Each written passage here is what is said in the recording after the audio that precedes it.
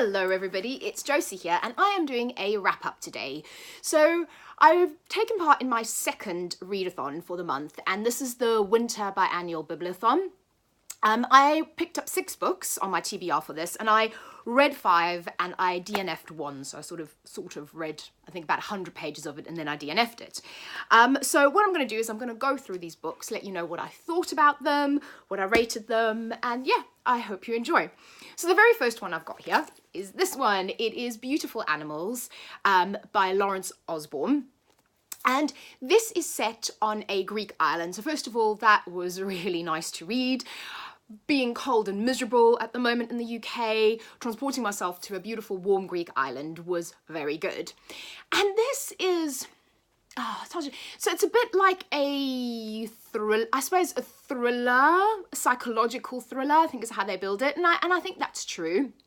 So the basic premise of the story is you have 2 girls that are on holiday on this Greek island with their families, and one is I think one is in her sort of mid-20s and the other one's a little bit younger. So this isn't young adult, this is an adult novel, and they make friends and they're hanging out and they're on the beach, and then one day while they're out on a trip they see a man who has clearly been, well, what they assume he's been shipwrecked, I guess, and he looks a bit grubby and he's sort of living, they discover him kind of on this island that they're on. And one of the girls decides that she wants to help him because they also presume that he is a refugee. So this is a very poignant novel as well at the time, particularly with what's happening with the refugee crisis and so many refugees trying to get into Europe. So it's, from that point of view, it is, like I said, incredibly topical, incredibly interesting. I like that storyline. I like the relationship between the 2 girls in the story. I will say, I don't know, it's an interesting one. It did keep me hooked until the end because I wanted to know what happens, because after they discover this man and it kind of spirals a little bit, so I won't give away what happens. I'm not sure if I liked the ending. I don't know if it was all a little bit convenient in the end. The other thing about this, what I did actually like, is that the characters aren't particularly likable. So they have the good and the bad points, but I don't think there's anybody in the story that you're going to absolutely love. And the younger girl, I'm just trying to think, Sam, the American, I feel like she just goes along with she's one of these people, she just goes along with it. And I feel like she has little moments where she questions what they're doing, but she just seems a little too compliant and too willing and too sort of like, oh, okay. So I didn't like that. Well, yeah, it frustrated me, and I didn't necessarily think that was what would happen in real life, particularly as we're not talking about teenagers, we're actually talking about, you know, young adults. These are adults. So yeah, that was one thing. Then Naomi, who's the British girl, who's the older girl, she is very forceful, she's very manipulative, but still that kind of hold that she had over Sam, just from sort of the get-go, seems a little bit convenient and a little bit odd to me. Overall, I still enjoyed this. I gave it, I would say 3.5 stars. Yeah, I would say 3.5 stars on this one. I enjoyed it, but there were holes, and I do think the ending was quite convenient. Not sure about the ending. And the next one I read was this over here. This is Love Alters. This is a collection of lesbian short stories. And this was another, I suppose, short stories are not my favourite thing. I'll hold my hands up and say that now. There are not many short story collections that I have gotten on with. I always find them really patchy. So you'll have one that you really like and then 4 that are terrible. So with this, it was absolutely the case. And I also didn't realise this was published, I think it was the late 90s. So some of the stories to me felt a little bit dated, particularly when you're talking about the LGBT community. There was some in here that I really loved. I'm just trying to see if I can find. So there are some authors that you'll know. So Ali Smith, Emma Donoghue, who actually edited this. I actually really liked her story. But then there were some that I found frankly irritating.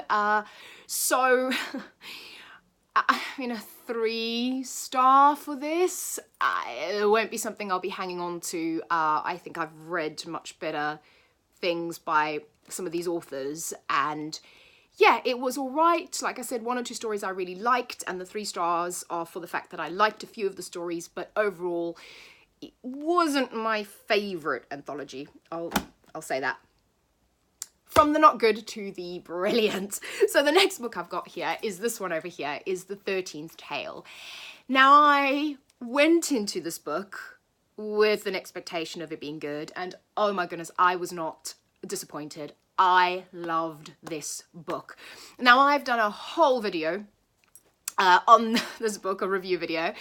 So if you want to hear me kind of blather on about it, go link to that video. But it was just such a beautiful, well-written, interesting, compelling story. So you've got a thriller element in terms of trying to work out a mystery. You've got one woman telling her story to another woman, which is a trope I really like. You've got these beautifully well-written characters. Diane Setterfield's writing is lovely. I really, really enjoyed this. This is 5 stars. This is kind of prematurely on my list of favourite books for the year. And also on the back of this, I went out and I bought Diane Setterfield's brand new book, which literally just come out. It's called Once Upon a River, and I'll be reading that as soon as possible. I'm just finishing a couple of books, and I'll do a review on that one as well, because I love this so much that I want to read more of her books. And I will say that with a caveat that I'm not really a historical fiction fan, but this just read so beautifully and I loved every second of it. So highly, highly recommend the 13th Tale. Then we're going on a dip. So I won't say it, I attempted Strange the Dreamer by Lena Taylor. Now, I bought this book originally because I bought into the hype and everybody was saying how amazing it was.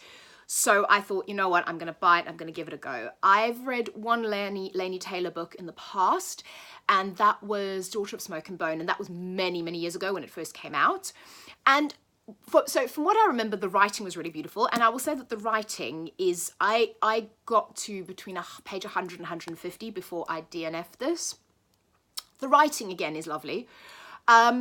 But I do remember that with Daughter of Smoke and Bone, I liked it at the time when I read it, but I never continued on with the series. So that really should have given me a hint that I wasn't that into it. But, you know, I thought I'd give this a go.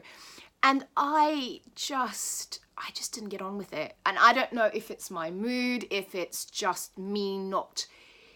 I like fantasy, but I'm not that enamored with high fantasy world building. I prefer something that's a bit more fast-paced when I'm reading fantasy. And I found this incredibly slow-paced. And as beautiful as the writing was, the descriptions were kind of getting on my nerves at one point as well. It was almost dragging a little bit too long.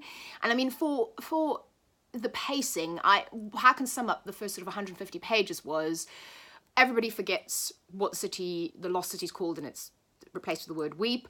Laszlo gives somebody an alchemist, the key to making gold, and they talk about going on a trip to the lost city. And he wants to go, and that's kind of where I left it. And I just didn't feel like much was happening, and I wasn't really engaging with the characters. And normally I don't like DNFing books, and I do normally get halfway before I DNF them, but this is quite a long book, and I'll be honest, I was just not in the mood to continue past the sort of 100-odd pages that I'd read, because I just wasn't having a good time, and there were other books that I wanted to get to that I enjoyed more.